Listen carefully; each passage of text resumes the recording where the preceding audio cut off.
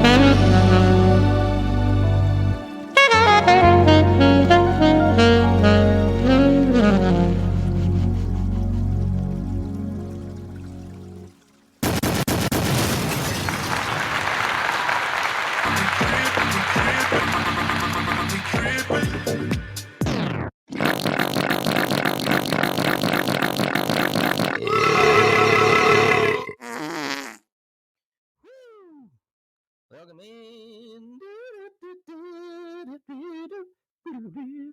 Hope everyone had a great weekend. Oh, God. It's already Monday night again, folks. The weekends, they just go by too fast. Sometimes they go by too long. I don't know. God damn. Whew. I think I'm still hungover from last night. Jesus. Jay Wiggy, take out the trash!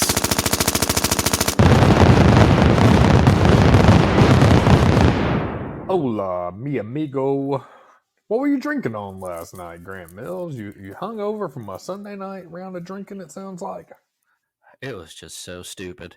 I fucking, There's a story behind it. Well, earlier, I went to get my haircut from Roger Harry. Roger Yeah, Harry. he's going on a 2-weeker starting tomorrow. So Oh yeah, that's right. I better go and get that in before, because I got my haircut at an odd time when then his vacation. So I was like, oh, fuck it. So every time I go there, then there's a liquor store right there. I'm like, oh, I'll just get a bottle of something. That was stupid. That's a good liquor store though. It really is. Yeah, so I went in there, out a bottle of Old Forester, and I was like, I'm just gonna put it in my refrigerator and just have a chill. I haven't even drank on it, man. That's been like a week ago, maybe. And for some reason, I was just like, yeah, let me do 3 or 4 shots. That ain't shit. So I did that. And then all of a sudden, I'm like, well, let's just walk to the bar. Brr. I'll walk to the fucking bar, I'm hanging out, start drinking. And then, man, you ever like be in a place and you're like, oh God, I'm too fucked up right now. Oh yeah, it's a terrible feeling too. Oh, it is terrible, man. It's like the feeling of doom. Like I just sharted my pants or something. Ooh. But I didn't, of course, but that was I was like, oh God. Yeah, it's your rational self fighting with your drunken self, and it's there deep inside of you. There's still a semblance that knows the right thing, and it wants to get the fuck out of there. It's cognizant of how silly you look. At least that's how I usually am. I'm like too drunk. I'm like, okay, it's time to get the fuck out of here, but I still want to be silly. So, but at least you had a place you could walk to. That's kind of nice. I was so damn drunk. I was like, I don't know. Am I gonna make it home? I'm like, oh God, this is fuck, man.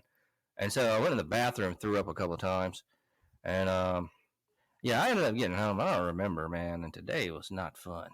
Oh Lord, hangover. I mean, it wasn't that bad, as beforehand I went home and pan fried a steak and salt and butter, and then put some wet socks on and went to bed.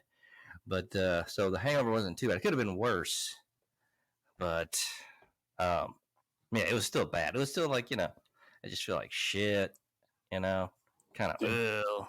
Yeah. Did you end up doing any hangover cures like a BioLite or Gatorade, some greasy food? Nothing. I didn't have anything really. Gotcha. So yeah, that was stupid. I'll keep on saying this every fucking time. On the show.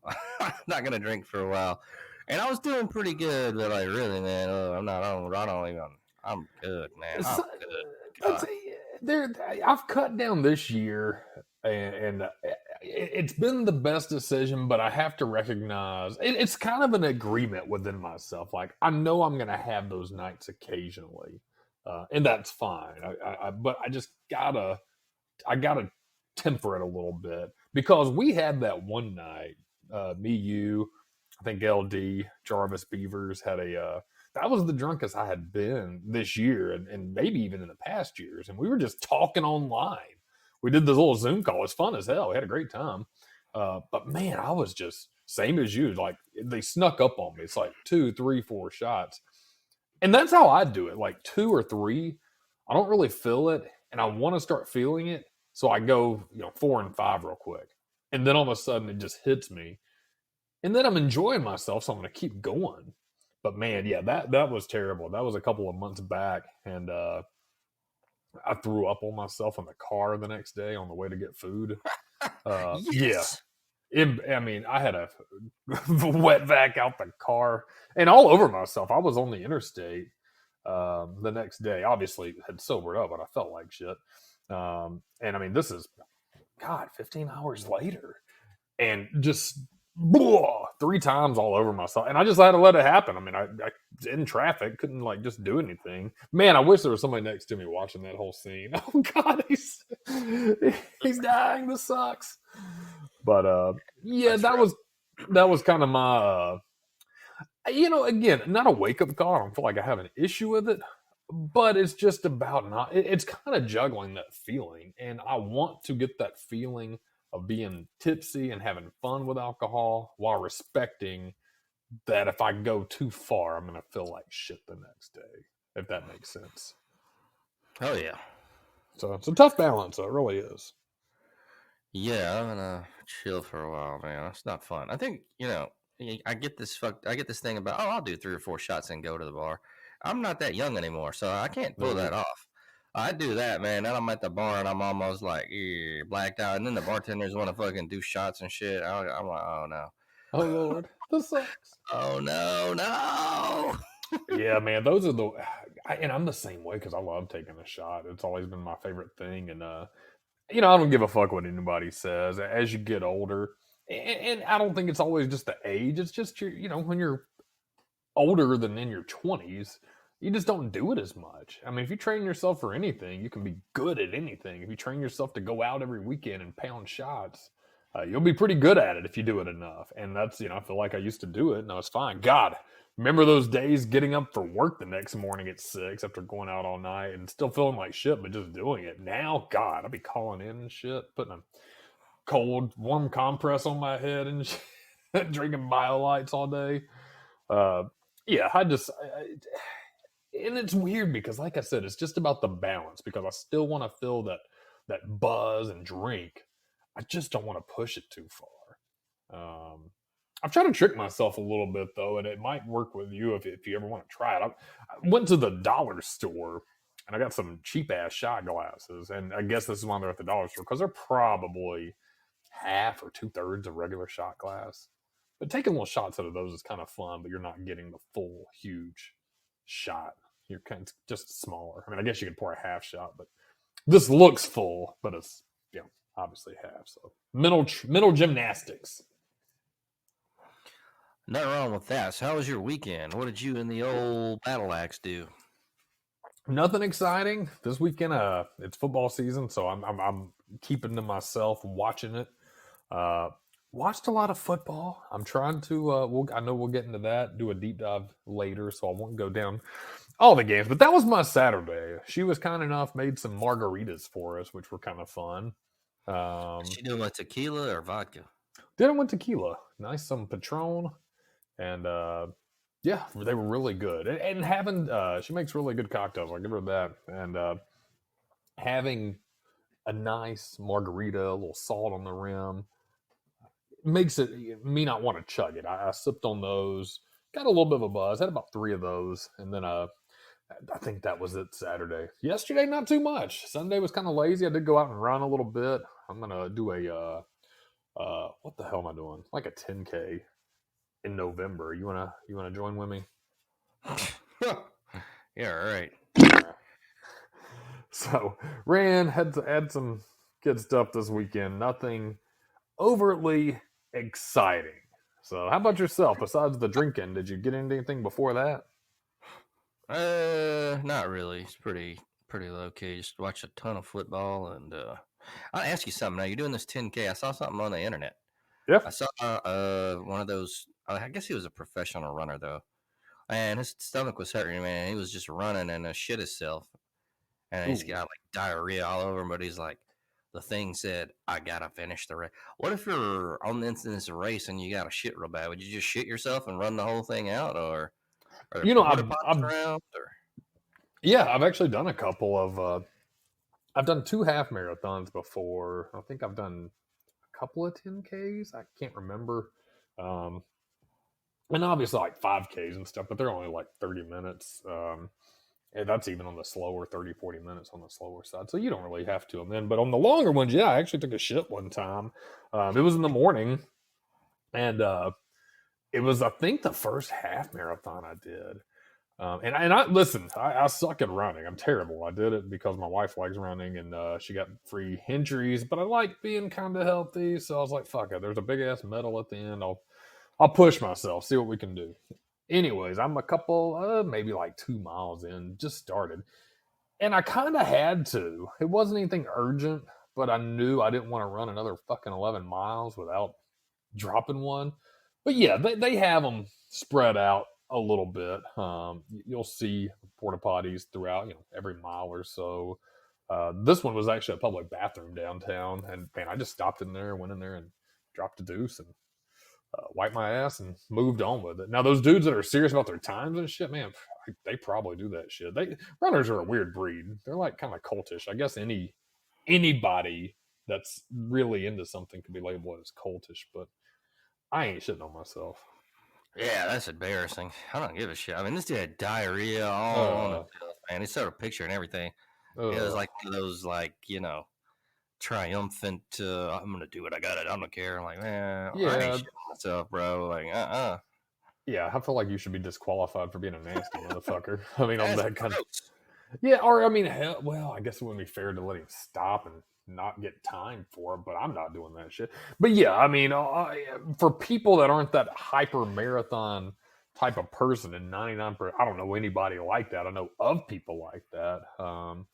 Yeah, if you go to a race day and shit like that, they have that stuff out there so you can stop at your convenience. Yeah, and man, I'd be taking pisses all over the all over the place. I'll stop almost every time I see one and use the restroom, just because, man, I don't want to be uncomfortable. I don't want to do it anyways. I do like to push myself, and that's why I do it. But I don't love running, so I'm not gonna. I don't care about the time. I care about just finishing. So I'm gonna stop every time and pee. Fuck the time. What? I wonder what this guy would do.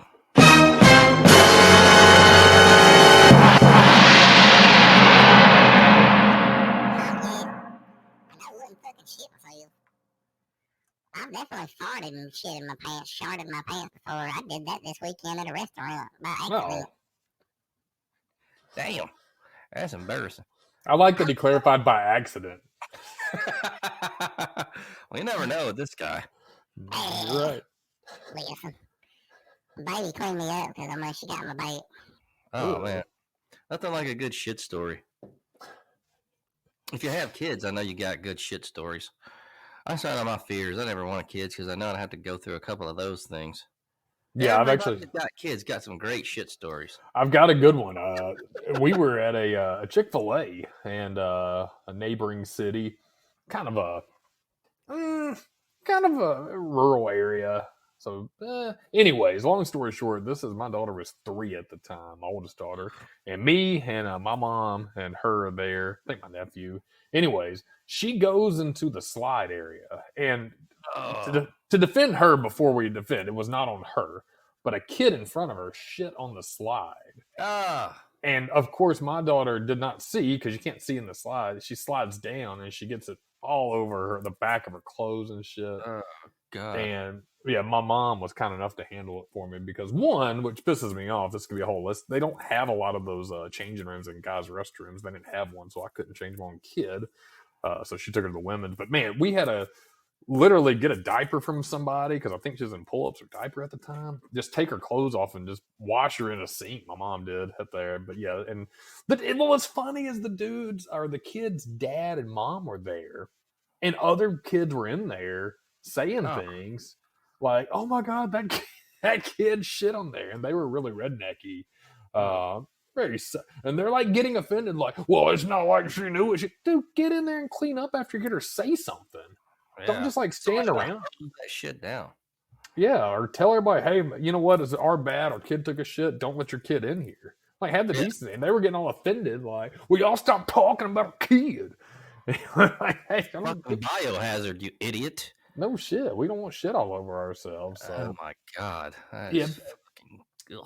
Parents that coddle their children or think their kids don't stink or anything like that are the worst parents in the world. You got to hold yours to the same standard you hold other kids. It's nasty. Some people shouldn't even have kids. Oh, they shouldn't have. They were sitting there getting offended and because their kids shit everywhere, and they're wondering why people are angry that nobody's doing anything about it. Well, you knew your kid shit, and I found out the hard way. Dude tried to say something to me like, "Well, it's not our fault." Oh, the hell. Like, man, I just looked at him like, "Dude, get the fuck out of here." So, yes, those are lots of them are out there. Any parent you ask, I don't blame you for not wanting kids, because you will get a shit story. Comes with the territory. Oh, man. I did have sex with a girl this weekend. Oh, how'd that go?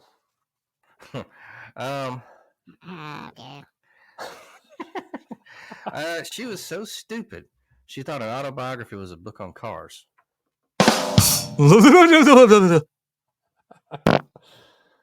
a fan of that. I guess that's pretty thin. Stupid motherfucker. Slow that in a little like. I'm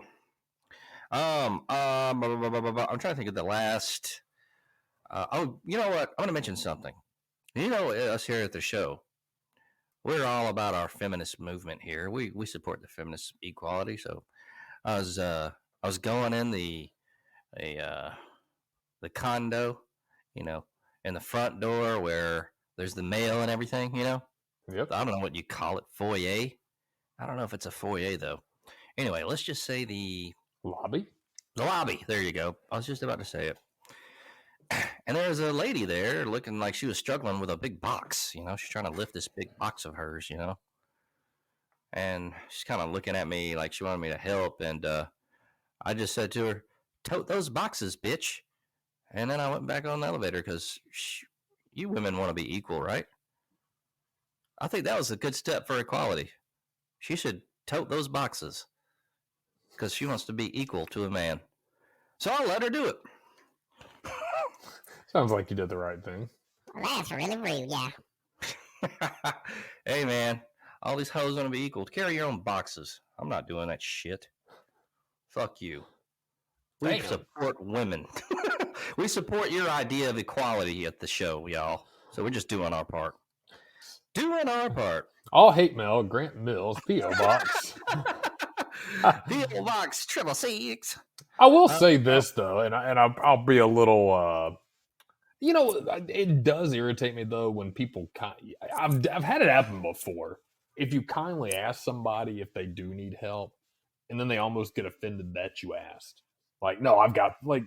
So I can, you know, in a lesser tone, put it that way. So I don't really ask people for help anymore. Or, excuse me, I don't offer help that much. I mean, unless I saw somebody, like, you know, struggling in a ditch or, you know, need a life preserver thrown at them in the ocean or some shit, I'll try to help. But in a serious note, what you're talking about, usually I'm not going to just do it. Just because I've tried before, and some people just want to do their own stuff. And you know what you ordered. You know what your boxes is. You got to kind of overcome obstacles sometimes.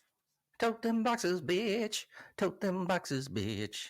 I like to see a woman tote a big box. I'm not going to help her. Nope. Not me, Grant Mills. I won't, because I support the feminist movement of equality. I'm going to let you tote your own big box. I hope you get a fucking hernia, you cunt. Ouch. Oh, it just bugs me also when they say they want equal pay, but they don't understand. For one thing, women don't get into the hard jobs. That's a reason. You know what I mean? Men dominate most of the shit, right? Like, the women don't want to get into those high paying jobs. They don't want to do the hard shit, like oil rig worker, right? Fucking, usually all men are engineers. Like, they want to do the little office jobs, you know, and that shit. And, you know, so. Well, with the higher the risk, the greater the reward. So if you're on a crab boat out in the Bering Sea, and, you know, you're going to make $60,000 in 3 months, and it's dominated completely by men, mostly. But, you know, if a woman wants to go out there and do it, she absolutely deserves the same pay if she's going to take the same risk. But they want to bitch about it. It's like, bitch, you're not doing the hard shit. You're doing all that easy, lower paying jobs. How the fuck you going to think that you're going to, you know what I mean? Like, it doesn't. Yeah, well, they're not. They're looking at it as a blanket thing. Well, women overall make less money. Well, they're going into the industries that don't demand that type of risk. Most of those industries where guys are making more money, and to be fair too, which I don't understand that the concept of all. Well, there's not a lot of women in authority positions. I think I've had more managers that are female than male. And they were fine. I didn't have any issues with that. Never did. And they were fine. You don't see it as much in a lot of industries, but you're right. And that's how it is. Like you said, the oil rig. I've driven through West Texas a ton. Looked at doing a job out there one time. And it's just, you don't see them out there. It's dominated by men. You look on the pipeline up in the Dakotas. Didn't they shut that shit down, though? Or I guess it's still on to a degree, the pipeline. I'm sure. Yeah. I'm sure it's Uber did a study because they're saying male Uber drivers make more than women drivers. Well, once they broke it down, the male Uber drivers work on average 4 hours longer. They work nights. A lot of women don't want to do the nights, right? Because of the crazy shit. And so the men are just working harder, doing more work. So by that, they're obviously going to make more. So Yeah, I mean that's the way to look at it. Don't look at it as overall. Well, men make more money. This we need to make more. Look at the industry now. Like I said, you'll win me over all day if you go up and work a crab boat. You're doing the same position as a man. You absolutely deserve the same damn pay. You're taking on a huge risk. But if he's doing that, making that type of money, and you're doing a cushy reception job, you're not going to make the same pay, and there's no risk on you, or a lot less risk sitting there. So yeah, people don't look at that. They're guided by emotions a lot of times. But when you look at the breakdown, I think it becomes a lot more clear why that is. But I agree with you on that. I mean, and those dudes, listen, I'm not going to go work on an oil rig. I do not want to take that risk. I'm not going to go work on a crab boat because, man, I don't think of a more miserable death than being cold in the Bering Sea and then watching the ship float away. So, I mean, women, they just, and then I was looking at something else, and they asked a bunch of girls, would you rather have a high profile job with no pay or clean sewers for $100K? All the girls said the high profile job. All the dudes said I clean sewers for $100K. I'd clean sewers for $100K, bro. Me too. Fuck it. Oh yeah, I would clean sewers for $100K. $100K, and have hell a yeah, stupid high profile job and no pay. That shows you the goddamn logic of some women. I'm not saying it's all women, but these ones that think they have it figured out and we're so terrible and come on, man. It's like people don't look at shit nowadays and really because if you think about shit in the world, you think they bring up these points, man, but they don't delve into it. Like life is not what it seems. You got to go behind the scenes, man. You got to give it some thought. You got to really look at it and research it. Shit. No, nobody does the tough work. They don't look into the details. They're guided by their emotions. They see what's on paper. Men make more, women make less. Well, let's make an argument with this and let's argue with everybody because that's what it says. But don't look at that. Ask why. Ask why they do. And if it's you're just a man and men are working the same jobs and making more pay, then no, that's not fair. But they're not working the same jobs. I do a lot of contracting and constructing and working in my background, and I've done it before. And I don't see women on the construction side as much, and those guys can make a lot of money, but there's a lot of risk that goes on those jobs and stuff. So yeah, I mean it's the type of job, but yeah, asking about a sewer for 100K, fuck yeah, go clean a sewer for 100K. You shitting me? And not only that, if you even bring it to like the women's soccer team or basketball, simply they don't bring in the revenue. That's even easier. Nobody's watching that shit. You don't bring in the revenue the men do, so you're not going to get paid the revenue that men do. It's simple math. Yeah, well, Ronda Rousey addressed that, and she said, she was talking about how much money she had made and why other sports they don't make it. And she said, and I'm probably poorly paraphrasing, but she brought in the sales. People wanted to watch her fight. People wanted to watch her and Holly Holm where she got knocked out, but people wanted to watch Ronda Rousey when she was at her prime. And they did, and the pay-per-views reflected that, and she was the highest paid fighter at one time out of a sport dominated by men. But you know why she was? Because she was bringing in the money. People watched her. But when you have a league like the NBA subsidizing the WNBA, that's not fair. You can't give them money. So I agree with you. People don't look at the details on that. I mean, if it was good enough to draw and make money on its own, it wouldn't need to be subsidized. I can't talk. Subsidized by a bigger organization that's bailed it out since its inception. So, yeah, it's simple. It just look at the details, and if you like something, that's fine. But what drives me crazy is people say, "Well, they should make more in the WNBA." These women's soccer. If you think that, how many WNBA games have you gone to? How many licensed products have you purchased? Most of those people will say that, but they haven't done anything to put their money where their mouth is. Ain't that the truth? Man. Yeah. What else? I watched remember Siegfried and Roy? They did a Darkside of the 2000s on that. I do. One got attacked by a tiger, right? Roy. Yeah, Roy. Damn. He got attacked by the tiger. I think they're both dead now, but man, what a freaky ass story that was. Yeah, that was a pretty big deal at the time. Yeah, they were in Vegas for a while too. Made a lot of money, and those big cats, man. They're huge, and I guess Roy was butt fucking one of them or something. Man, he got fucked up, man. His cat fucked his ass up, and he kept saying, "No, he was trying to protect me." I don't know. Anyway, that was, I don't even know what the next one is. But the Dark Side of the 2000s isn't too bad. It's just I don't know. Some of these episodes just they need to come up with some better shit. Like this Siegfried and Roy one, I could have done without it, man. It wasn't that good. I think there's way more interesting things that happened in the 2000s than some of these episodes chronicle, but it is what it is. I guess it was kind of interesting. They really don't do the live animal thing anymore after that. They kind of that kind of wrecked shut that whole thing down. So, but for its time, that was they were like that's what people want to see out there. It was the main attraction. Yeah, pretty cool shit.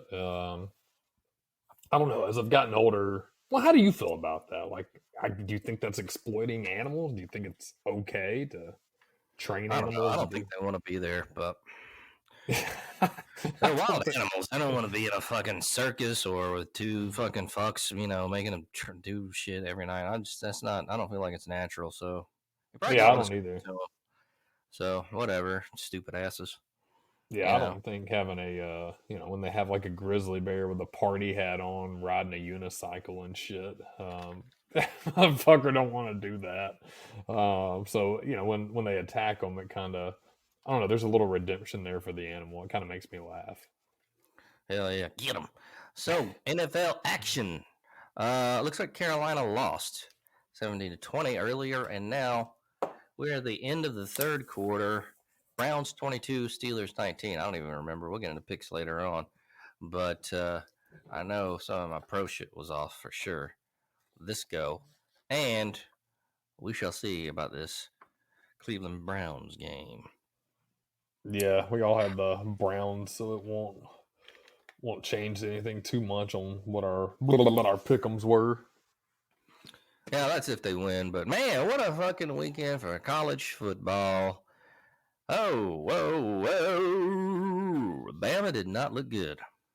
No, Bama looked terrible. You know what was funny, though?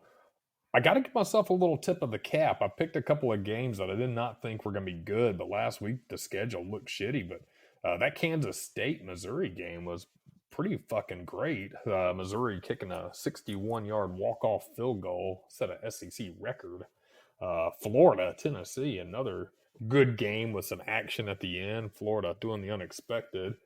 And Colorado State. Did you stay up for the whole game? I did.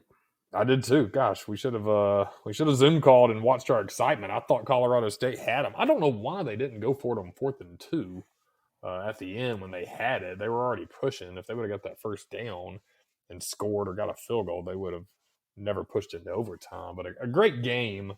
But yeah, let's talk about Bama's woes. Any takeaways from that game besides this is not a good team? You should have just left Milrow in. I don't know why they try to go with someone else. They were saying it was because practice and not the game, not the Texas game, but everything that was happening in practice, I guess. Was what I heard led them to do that, but I don't know. I just would have left him in. I don't know. These other quarterbacks, they ain't got it. I'll play a little devil's advocate. I think this was their last opportunity to try to continue a little bit of quarterback battle. You needed to know who number 2 was anyways. And this would have been the playground to do it because now it's going to be SEC. I mean, I think the next 3 weeks you've got Ole Miss, Mississippi State, and Texas A&M. It's not going to get easier. So I don't disagree about playing both of them. I do disagree with playing both of them for the whole game. Milrow should have came in at some point. To keep him comfortable, and especially when they were producing. Buckner should have been pulled out way earlier. He was just atrocious.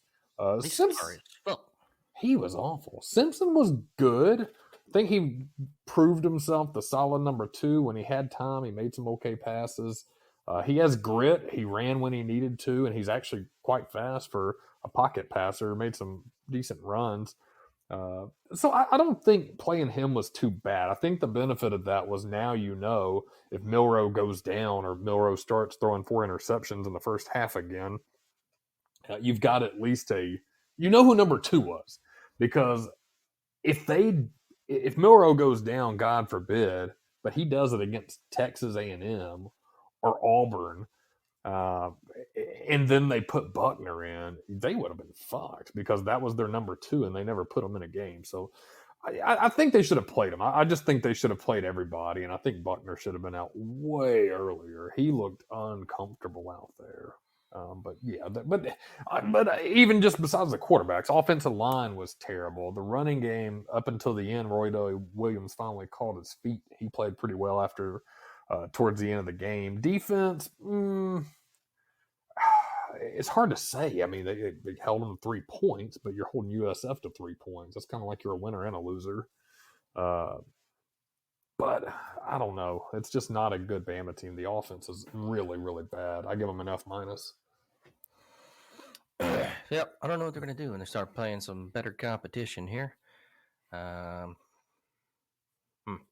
better figure it the fuck out. Yep, they better. But then we're still in the beginning of the season here, so hopefully they'll get it figured out. Yeah, for you Bama fans out there, they've got a offensive lineman, a guard returning this week who I guess had an injury last week. I didn't realize he was out. They say he tends to be the leader on the offensive line, yelling out the slides and the stops. So on paper, that's a silver lining. So maybe that will be a benefit. Milroe will start, obviously. Yeah, they need to adjust the whole offensive scheme around Milroe. He is not a pocket passer. Go to a tight package, go to old school, go I formation, put 2 backs back there, do an RPO, do pitches, have a lead blocker, do draws, screens, mid-range passing. And they said it last week during the program, Alabama mid-range passing was actually pretty good. They could pass mid-range. They don't have a long ball, and they don't have any screens. So if you're a Bama fan, I want to tell you it's going to get better. I'm not willing to make that promise, though. I know that's the truth. Baby's got a tight package, y'all. Oh, God. No.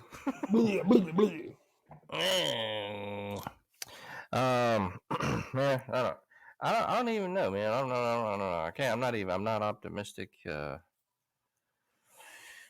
What is the next game? I don't even. It's Ole Miss this Saturday. Oh, yeah. Okay. And they've looked a lot better than Alabama, but they're not anything. They're not terrifying. At Alabama,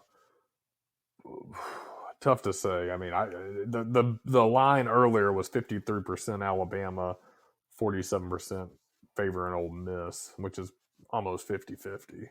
That's not good if you're a Bama fan. That is not. Damn. Ooh. Well, there was some good games. I'm trying to think of the main ones that nothing else really stood out to me though. As far as games, they start blurring at some point, but Tennessee, Florida. Man, I didn't think Florida was going to win that one, but they did. And I'm glad because Tennessee, fuck them. Their quarterback plays shoddy. They don't have a QB, man. The coaching wasn't that great. But, they need a quarterback. Yeah, they need a quarterback. Last year, Hendon Hooker was a really, really good quarterback. And that shows you how far that position really will take a team. One person changes really the outcome of the whole game. They need a quarterback. I don't think Tennessee's going to be a contender in the East this year. But yeah, there were not a lot of good games. That one was pretty fun. I don't hate Florida. I actually like watching games at the Swamp. I think it's a cool stadium. Florida's got some history there. I used to love Steve Spurrier. So fun to watch. I cannot stand Tennessee. So went in Tennessee last week, but glad Florida got the upset. Sir, yes, sir.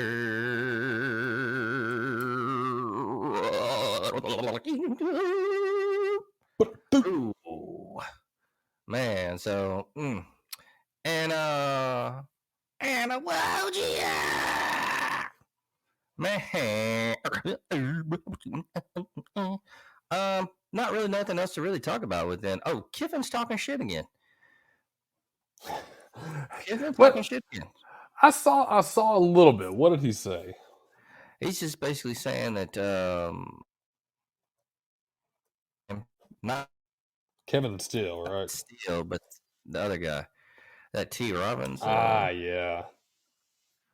So yeah, he's already stirring it up. I like that. I do too. I kind of like that. He's talking shit. You know what? It's funny because like he does talk shit, but he does it in a way that he's just trying to push buttons. He's a troll, and I respect that. It makes college football more entertaining. Even Kiffin's one of those guys like Sarkisian or Kirby Smart I can never hate because they are largely responsible for Alabama being as successful as they were. So even if they go elsewhere and they come back and beat the shit out of us, it's hard to hate those guys because at one time they were our guys that we used to we love to hate. So, but yeah, let him talk shit, man. It makes the game a lot more fun.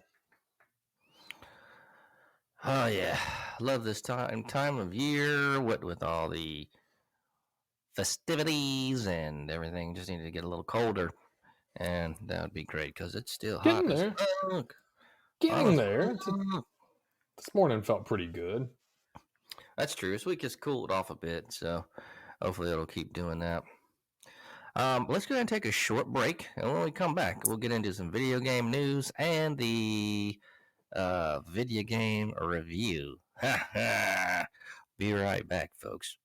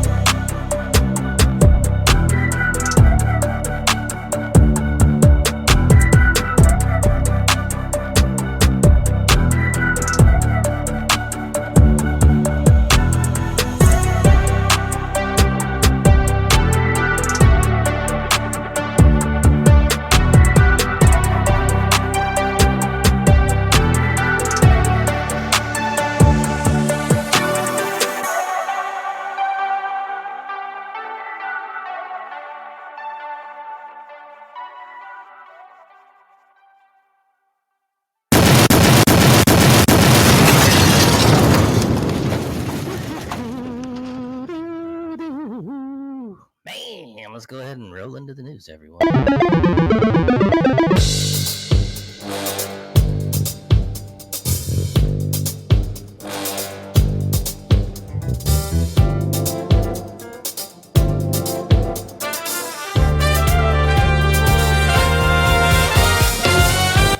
All right. What is going on? Well, you like onions, Jay Wiggy? Sometimes. Depends. Like raw onions or sauteed onions? Sauteed for sure. Maybe diced up if maybe a little bit in my hash browns occasionally. I love onion Jeff. I do too. I think they're pretty good. Well, there's a gardener in England who grows a nearly 20-pound onion. By Ben Hooper here. Damn. Oh, there's a picture of it too, man. That thing's huge. Man. So a Guernsey gardener took his nearly 20-pound onion to an England flower show where organizers said they believe it to be a new world record. The Harrogate Autumn Flower Show, said Gareth Griffin. Gareth Griffin's 19.77-pound onion outweighs the previous world record of an 18.68-pound onion brought to the flower show by Tony Glover in 2014. The onion is on display at the show's edible pavilion alongside other giant vegetables that include a cabbage, cucumber, and carrot. Show organizers said the onion's status as the world's largest must now be reviewed by Guinness World Records. So we'll have an update on that, folks. Because you know we love records here. I hate cabbage, y'all. It just smells like doo-doo and shit. Cabbage is gross, man. You ever smell somebody cooking that shit? It's fucking really not. That shit nasty. I don't like cabbage. I never. Some people will go crazy for it, though. I never Yeah, understood fuck cabbage. That shit is not good. Not good. Well, the next Xbox is coming in 2028. Is looks like the next release of the next Xbox. By Ethan Gack, court filings show the company may continue the XS, a Xbox Series XS version of offering multiple consoles. The successors to Microsoft's current game consoles, Xbox Series X and Xbox Series S, seemingly won't be coming out until 2028 sometime. That's according to conversations between company executives that were recently made public in a federal court filings following the Federal Trade Commission's failed attempt to block the Activision Blizzard acquisition back in June. As first reported by Axios, transcripts of a May 2022 meeting recently released by the Northern District Court of California show Microsoft CEO Satya Nadella asking if the plan for 2028 is to stick with a single main platform target or for developers to make games or to pursue something more like a range of specs seen on a PC. Based on other executive responses, it sounds like a combination of the two. I'm not even keeping up with this shit, man. So I don't even know what is the newest Xbox right now. I don't either. I feel like I'm left in the past. I mentioned this to somebody the other day, and technology moves so fast nowadays. It's hard to keep up. It really is. And when you don't care about it as much anymore, I couldn't tell you. I don't even know what the hell. I guess the Xbox. I got the 360 and then the one. I think that was the one after that. I think that's what I got. And now the fifth one, I don't have that one. I can't keep up with what the fuck I have, what I don't have. Oh, yeah. It's hard to keep up with all these releases and multiple consoles. And then the other ones, there's the PlayStation, which I know that's the PS5, but it seems like those are easier to. Seems like the PlayStations are easier to keep up with than the Xboxes. Right. For some yeah. reason. I'm not sure. Well, it should be like that. It should be a PS. I mean, you had the PlayStation 2, PlayStation 3, PS4, PS5. I mean, shouldn't that just be how the fuck it goes instead of Xbox 360, Xbox One, Xbox X? I mean, it doesn't tell you what the fuck they're on. It's like when people do sequels to movies. The sequel should be part 2, and then 3 follows. And then if you get to 4, guess what? It's called part 4. Don't start making the names change and shit. I don't like all that shit. I saw something about similar to that earlier. I was watching a retro YouTube video game guy. He's talking about the game Star Tropics. We've talked about the game before. Great NES game. But, they had a sequel. It was called Zoda's Revenge Star Tropics 2. And he said that was a lot of the reason why it didn't sell well, because people never realized it was Star Tropics 2. They put it in small words. They called it Zoda's Revenge, and half the people who played the first game didn't know who the fuck Zoda was if you didn't beat the game. So it's stupid, man. I mean, don't do all that shit. I digress too much, but if you're going to call something and then you're having something after that, be like George Foreman. Name all your kids the same thing, and then 1, 2, 3, 4, and 5, and all that shit. There you go. That'd be easier. Yeah, makes it easier. So I know you're in insurance. Do you guys have pet insurance yet over there? Is that something y'all do? Not something we do, but I know a little bit about it. I heard it's a ripoff. Yeah, I think so. Well, we have a most unusual pet insurance claims of 2023 by Ben Hooper article. So insurance firm Nationwide announced the finalists for its 2023 Hambone Award, which highlights the most unusual pet insurance claims of the year. The Hambone Award, named in honor of a dog that ate an entire holiday ham while stuck in a refrigerator. Oh, that's a dog after my own heart there. Highlights the unique situations that pets find themselves in each year and calls on members of the public to vote for the strangest of the bunch. This year's finalists include, I hope I'm saying this right, Giles, a New York cat who was closed into a folding couch. Josie, Damn. California dog who ran into a set of metal bleachers while chasing a ball.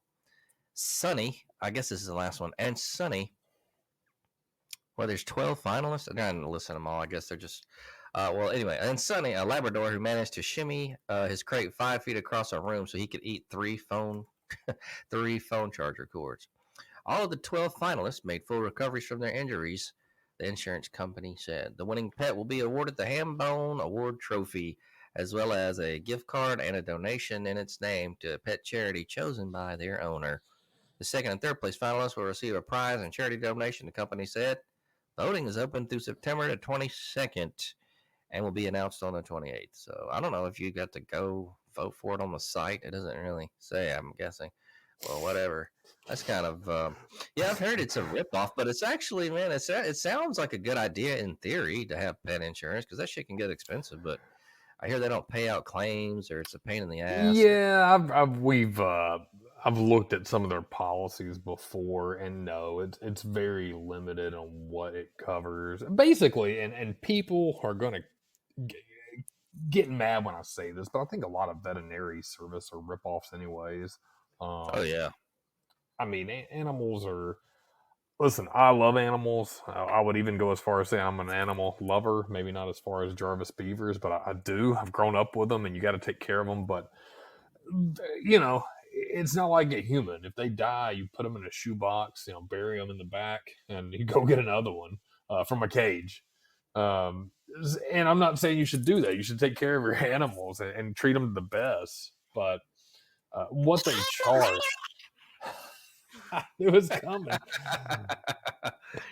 I don't know.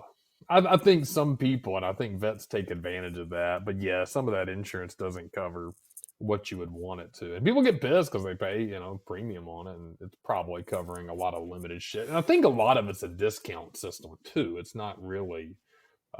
you're getting paid as much. You're just not spending as much when you do go pay the vet. It's like, oh, you've been paying us. We'll get you 20% off at your vet office for expressing his anal glands. Yeah, some of that shit gets expensive, man. Ugh. Like those surgeries and shit, like $4,000 and $5,000. Like, I love Fluffy, but $5,000. Come on, man. You're telling me you couldn't fucking fix this for way less? There's got to be. I just don't. You know what I mean? Why is that shit $5,000? Like, what the fuck? That's bogus, man. It's a ripoff. They could fucking fix Fluffy for way cheaper. I think they just trying to fuck somebody. Man, the way things are going, they're going to start selling DIY veterinary kits. Do it at home surgery on your dogs and YouTube videos. And people are going to start doing this shit. You watch, give it 10 years. It'll start with basic shit like removing, a mole or something on your dog. But then you're going to be having the whole family over on Saturday to be unwinding their intestines or some shit. I guarantee it. Oh, God, we killed him. Oh, man, that would be rough. I don't know about pet surgery. A pet surgeon. I don't I trust guess that's myself. what the veterinary do. I guess they do that. They do all encompassing Yeah. That is not a job I'd like to do. No, not at all. Ugh. No.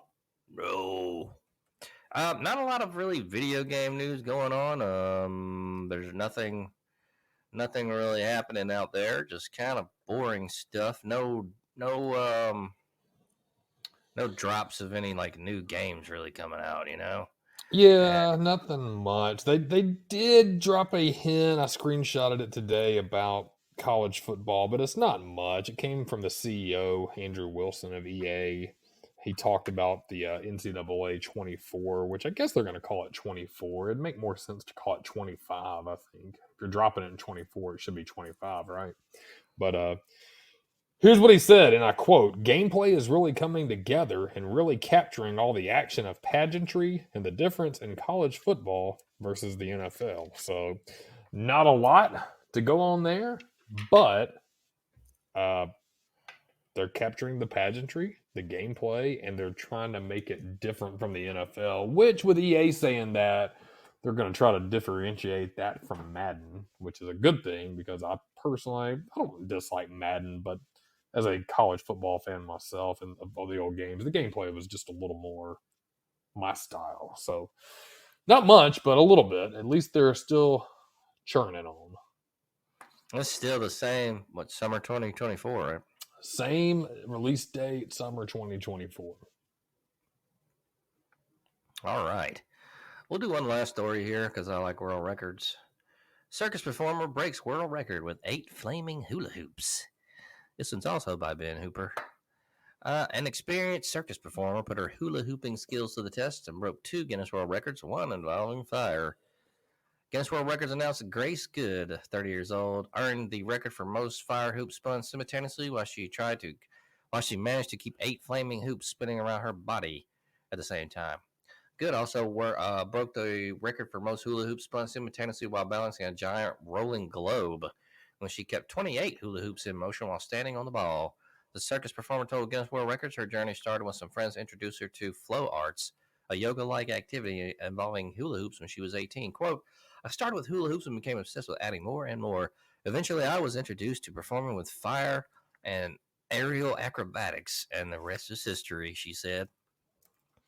And I'm guessing you can YouTube this. There's a picture of it here on the site I'm looking at, and yeah. So there's your another world record there. Love them. Yeah, I don't know about fire. I don't know about fire. That seems a bit dangerous, but hell, to each their own, I guess, folks. People like pushing their limits in these world records, but I think that's you give us some really good ones, and I think that's not a bad one. I think that takes some that's talent, right? Yeah, you gotta have an amount of dexterity, I guess, and whatnot to do that. Now, have you picked an NFL team, man? I gotta put a deadline on this, man. You gotta get one by like the next couple of weeks. We can't be in like week 10 without you having an NFL team. Ah, shit. Yeah, you know what? You're right. What are we gonna do? What's the deadline? Give me at least one more week. I need 2 weeks. All right. Well, what the fuck week is it? I don't even know. We're in week 2. We just finished week 2, going into week 3 for NFL. Right. So by week 4. Okay, fair enough. So next week I will not announce. I'll announce it in 2 weeks from tonight. My NFL team, and I'm going to do some research on this and why I like someone. So I was leaning towards Carolina. I love Bryce Young, but man, in the past they've had a lot of Auburn players, and I don't like to support that Tiger shit. So it looked good tonight, man. His receivers were dropping balls though, but as far as he goes, I thought he did pretty well, even though they lost. But he plays so calm and casual. He is he plays effortless because he's got the whole it factor. I think he practices really hard and he's really prepared and he's calm. I think he encompasses that position, if that makes sense. He truly is a calm person. I think you got to have that, but he just so, man, and I don't mean this in a mean way, but he's so unassuming as a quarterback. I could see Bryce Young like busting up and being a kid that delivered a pizza to my house. And I mean that respectfully. I mean, he's just so chill about. He seems like a chill dude that doesn't give a shit. He's like out there just launching touchdowns and shit. So I love him. I think he's fantastic. Calling him the pizza delivery guy is not an insult. Hey asshole, Jerry Krakenberg gonna be pissed next week. Yeah, I lean that way, but I still think there's some other teams I'm looking at too. I need to find one. So 2 weeks, we'll get into it. So I guess we're on the football talk. Are we going to migrate that way? We're going to do picks here at the end. Right now, let's go ahead and get into a little bit of a game review. And, game review.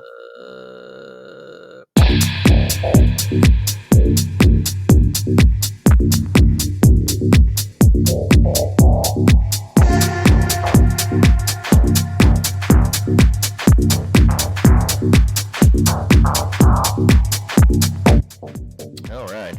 What we got this week? I was going to do Toe Jam and Earl, but I thought I did that one already. I might not have, but we might do it again in the future. I picked another one. And I played this game. And I've never played this game, so I didn't play it. Well, I never played this game before I did this past weekend to review it. So even though it's an old school game, so this will be like, you know, not a flashback, not like, you know, something I played back in the day when it came out and then replaying it. This is a first go. It's called Gunstar Heroes for the Sega Genesis. It's like a run and gun video game, basically. If you think of a side scroller like a Contra, or it's a lot like Metal Slug. Those games. Developed by Treasure and published by Sega. It was Treasure's debut game, originally released for the Sega Genesis in 1993. The game's premise is centered around a pair of characters, the Gunstars, and their efforts to stop an evil empire from recovering 4 powerful gems. The character can fire guns and perform a series of acrobatic maneuvers to fight enemies across each stage. There are 4 weapons in the game, which can be combined with one another to create different shot types. Development of Gunstar Heroes began among a team of staff working at Konami in 1991, following the unwillingness of Konami to embrace their original game ideas. The team quit in 1992 and formed Treasure to see the project through. The team wanted to develop the game for the Genesis because of the powerful Motorola 68000 processor. Sega initially rejected their proposal, but later granted approval after they had been working for Sega for several months on McDonald's Treasureland Adventure. Treasure worked on both games in parallel and released Gunstar Heroes worldwide as their first game in '93. Gunstar Heroes was a critical success, being praised for its frantic action and advanced graphics. It helped establish Treasure's place in the industry and introduced several design conventions which would become characteristic of their later work, such as large bosses and a unique sense of humor. It was re-released several times, including dedicated ports to the Game Gear, 3DS, and a sequel on the Game Boy Advance. In retrospect, it's considered one of the best action games of the 16-bit era and one of the best vidya games of all time. So this game was pretty cool. Like I said, it's really fast, like a Metal Slug game, kind of a Contra type deal. Not a lot of thinking, just shooting. I kind of like that, you know. Like just sit down and get some action, some like, you know, real arcade action. So as far as gameplay goes, it's all about action. Delivers in spades. You control one of 2 characters, red or blue. They each have a unique set of weapons and abilities. And so the defining feature of this game is actually its weapon system. It allows you to combine different types of guns in various ways, creating an astonishing array of firepower. That's like Contra. Didn't Contra do that?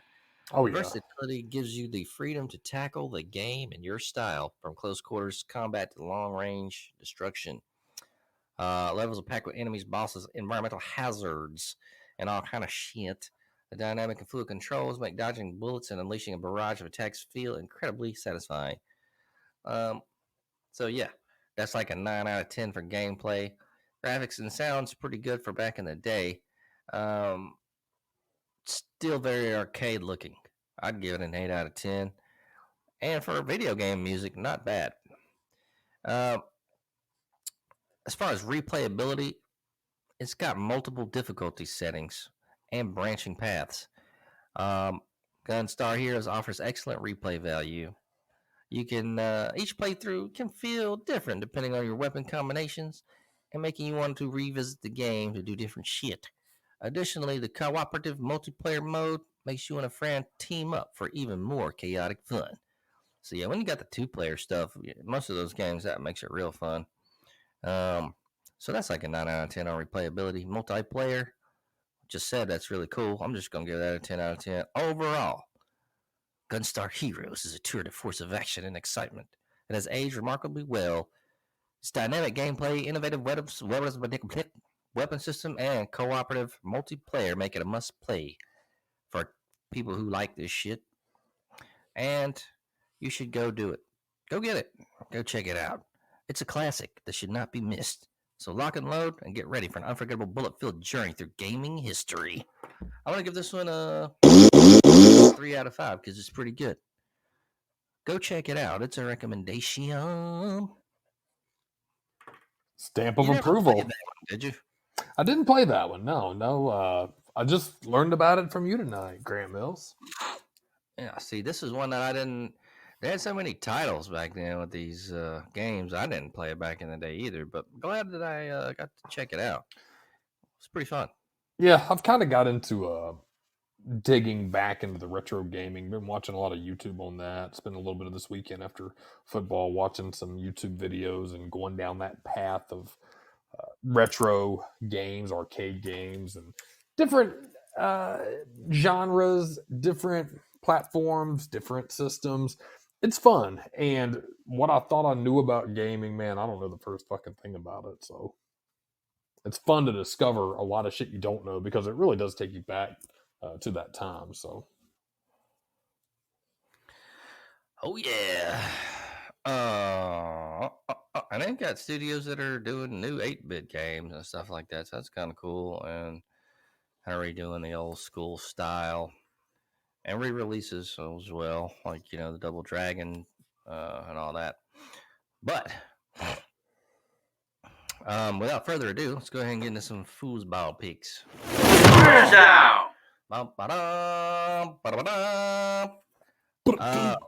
I don't think my picks are very good. Right now, Cleveland's not winning. it's Cleveland losing. Steelers. So Yeah. far. 2 minutes left in the fourth. We were all on Cleveland, so it's not going to change anything. We're all 1 point apart from each other. It just depends on who's the highest 1 point, and who's the lowest, and who's right there in the middle. And so far, taking Cleveland account, because we can mark them out since we all have that pick, coming in third place last week, Grant Mills, 7 picks out of 13. Oh, man. Accurate. Yeah. Well, this isn't going to get better because the silver medalist was yours truly. 8 for 13, meaning our NFL pick winner for week 2 was Whis Creever. 9 for 13. Wow. Yeah. He's been doing good with the pro picks. We need to take him to the casino because he's been on fire with that. And assuming Cleveland won, that would have been 10 for 14 on him. That's pretty good. That fucker. All right, let's look into the college picks. We did 10 games. We've been doing 10 college, the best games of the week, all week. Grant Mills, you and I actually did the best on this. 7 out of 10. Well done. Whis Creever back in his rightful spot, dead last. But not too far dead last. 6 out of 10. So he's been eerily good this season. Maybe we'll start putting some distance between us as it goes on because I don't want to be competitive with Whis. But yeah, you redeemed yourself there, Grant Mills. Good job on the college picks. I think this week is going to be a lot better for college picks, and I've already got our 10 games ready. If you want me to go ahead and do the college picks first, I'll go ahead and announce them. We can start these guys. All right. I love the enthusiasm. What a dude.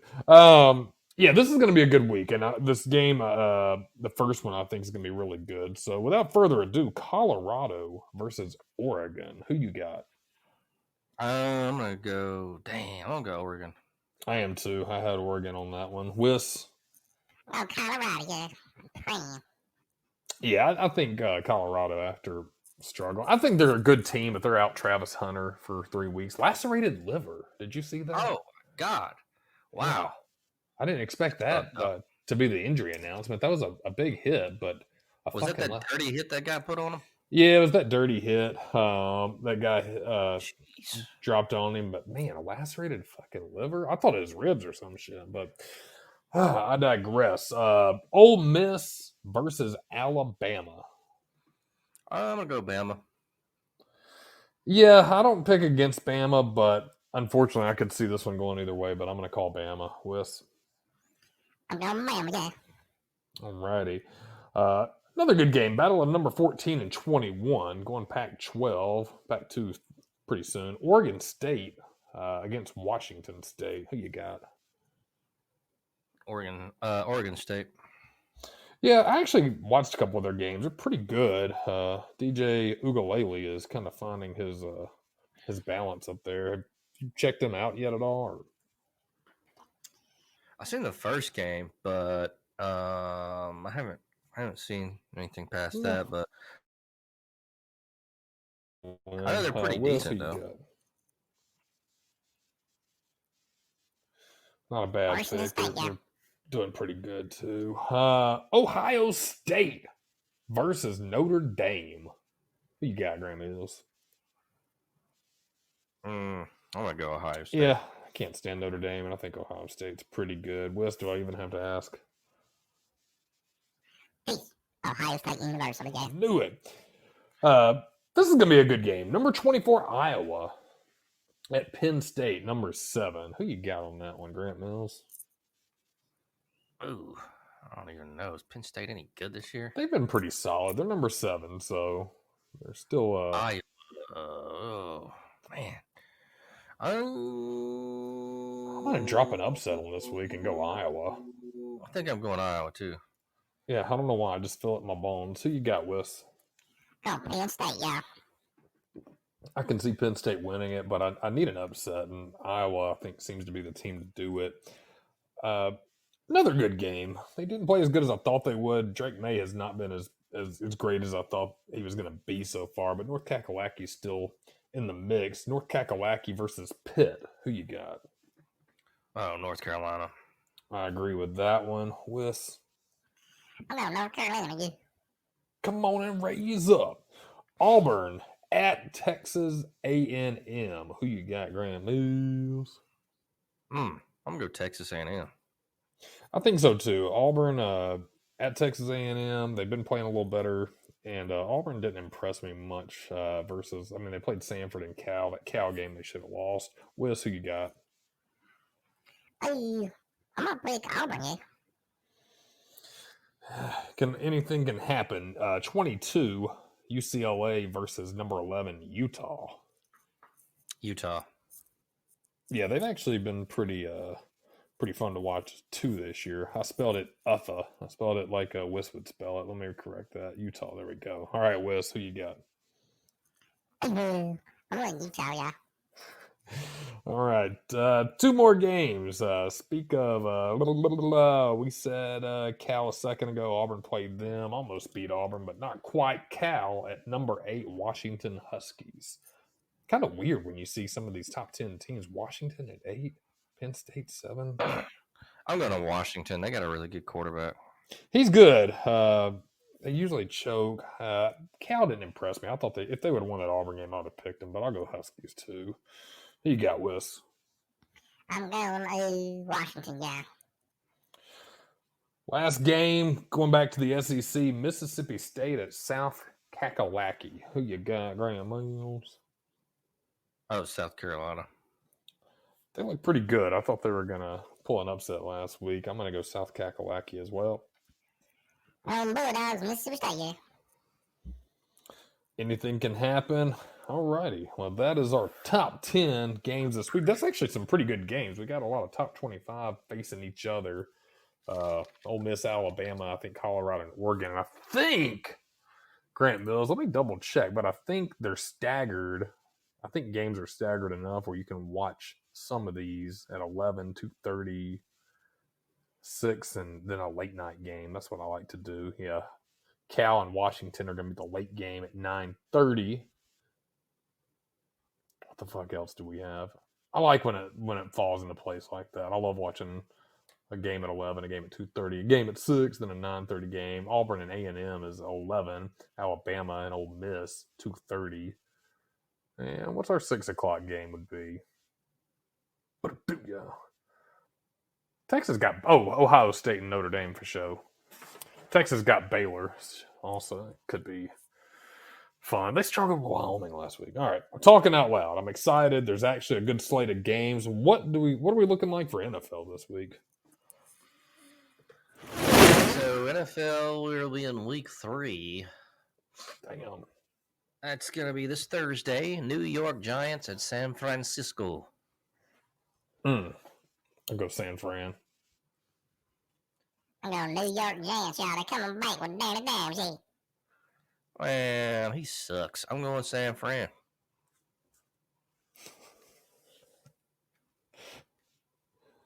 He's a terrible quarterback. And he got paid a lot of money, too. For nothing. Shit, that's the way to do it. Now we're going to get into the Sunday slate of games. Tennessee at Cleveland. Whew. I'm going to go Cleveland. Yeah, I think I'm going Cleveland. You know I'm going Cleveland, yeah. We got Atlanta at Detroit. I'm going to go ATL. ATL, yeah. I'm going to go Atlanta as well. New Orleans at Green Bay. I'm going to go Green Bay. I'm going to go New Orleans. I'm going Green Bay, yeah. Denver at Miami. Go Miami. Yeah, I'm going Miami too. I'm picking Denver and Russell Wilson. Actually, yeah, I'm going to go Denver in the upset, yeah. We got Los Angeles Chargers at Minnesota. Gotta go Minnesota. I'm going to go Los Angeles Chargers. Minnesota, yeah. Kirk Cousins. Saying that shit. New England at New York Jets. Oh, God. That's a battle of disappointments. Fuck. I'm going to go New England, and I don't even know why. I'm going New England, too. I'm going New York Jets, y'all. Zach Wilson coming back. No, he's not. Buffalo at Washington. Buffalo. Yeah, I'm going Buffalo Bills. Buffalo Bills. I'm going to go Washington, yeah. And we got Houston at Jacksonville. Jayville let me down last week, but I'm going to go Jayville. Yeah, I'm going Jacksonville. I'm going H-Town, yeah. Indianapolis at Baltimore. Oh, fuck. God. I'm going to go Baltimore on this one. I don't even know why. I'm going Baltimore as well. And what about you, Whis? Indianapolis, yeah. All right, we got Carolina at Seattle. Carolina. I'm going Carolina. I'm going Seattle, yeah. And then Chicago at Kansas City. Go KC. And I'm going KC. I'm going Kansas City, yeah. And Dallas at Arizona. Dallas defense has been impressing me, and I have them on my fantasy team defense, so they've been doing it for me. So Dallas all the way. Yeah, I'll go Dallas. I'm going to go Dallas, yeah. And Pittsburgh at Vegas. I'll go Pitt. I'm going Pittsburgh. I'm going Las Vegas, yeah. Jimmy G. Now we got the Monday doubleheader. First game, Philadelphia at Tampa Bay. Gotta go Philly. I'm going to go... Damn. I'm going to go Philly. I'm going Tampa Bay, yeah. And we got Los Angeles Rams at Cincinnati for the second game. Man, I need Cincy and Joe Burrow to do something. I got Joe Burrow and I got Russell Wilson as my QBs, and Joe Burrow has been recommended to be ahead, but Russell Wilson has been showing out on fantasy points, at least I needed. So, Joe Burrow, I'm going to go with you in Cincy. Yeah, I'm going with Cincy, too. I'm going with Cincy. Yeah, I know. See, All right, so those are the NFL picks for week 3. And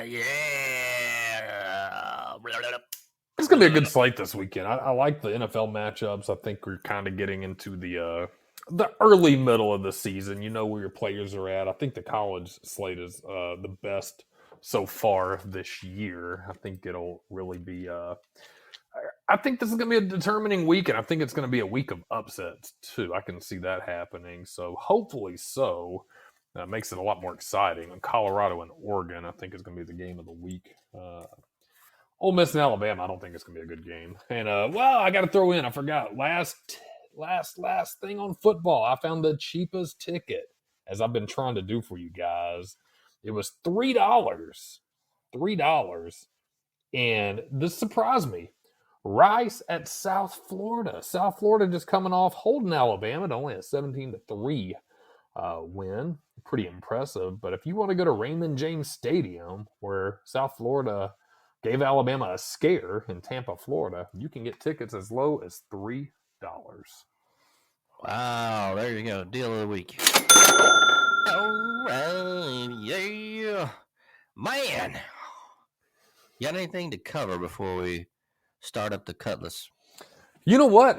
I will hop in the Cutlass with you guys. I'm going to be traveling a little bit this week, Grant Mills. I've got to go to Tennessee one day. I got to check my calendar, and then Mississippi another day. So I'm going to be back on the road a little bit this week. Not overnights. Or are you coming back? No overnights. I'll be coming back. I'm trying to get into the habit of getting up a little earlier, getting my shit done, and ending a little earlier. I kind of got leeway to do that. If I want to start earlier, I can end my day earlier, and that's fine. I'm a night owl. You are too, right? Oh yeah. Yeah, I just can't. What time do you regularly wake up? It depends on the day. If I've got kid shit to do or kid duty in the morning, I got to take my oldest. If she's with me, I'll be up at 6. If not, then I usually will get up between 7:45 and 8. So. Oh, that's not bad. No, hell no. I feel lucky with that. So I need to start getting up that early. I've been getting up at like 10:30. Like fucking God, man. Oh man, my 8's a good time. I feel 8's a good time. It took. You know what? I'm lucky that I've gotten to that point, because for years I was getting up earlier. But man, I look at guys like my dad, and he used to get up for work. I mean, his ass be up at like 3:30 in the morning to get to. He drove out to the plant he worked at like an hour or so, and he'd get ready, eat breakfast and shit. He was up at 3:30 to get to work at 6. Fuck that. Yeah, and he did that for years. So I mean, I tip my hat to those tough guys and all you guys out there doing that shit. And I did it for a while, where I got up early and put some days in, long hard ass days. Did that for years, where I was working, 6:30 to 3, and getting up early as hell, going to the gym in the morning too, back in those days, early 20s and shit. So don't do it now. Usually I try to get up between 7:45 and 8. Don't really have a clock in time. I just usually get my computer going, check emails when I'm having my coffee in the morning, and rocking and rolling. But I am making that effort to get up a little bit earlier. Those days when I have my oldest, I got to get her to school early. Those are a little tougher. So, I think my ideal schedule would be like 2 in the morning, going to bed, and waking up at 8 or waking up at 10. Sounds nice.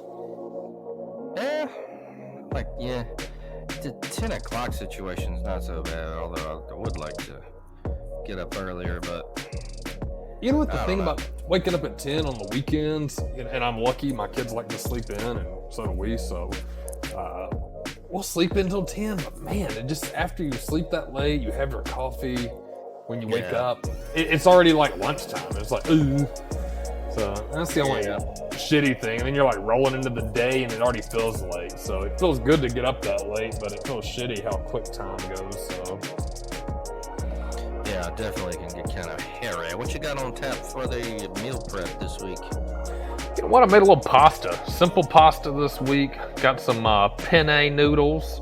some 80-20 ground beef, a little bit of pasta sauce, and some mozzarella cheese. Just been kind of making it simple. My chicken as always, and some ready-to-drink protein shakes. I'll probably do a little bit of stopping this week at some Chick-fil-A and shit. I know you love that place.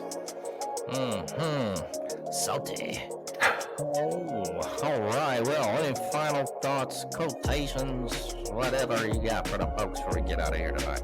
Oh, you know what? I feel like an asshole. I did not have a quotation prep for you guys, but as always, thank you guys for tuning in. We're going into the best time of the year, not only football season, but holiday season. Grant Mills and I, as always, rattle off a bunch of fun shit on Halloween. Thanksgiving, we'll do our Friendsgiving with all the squad this year.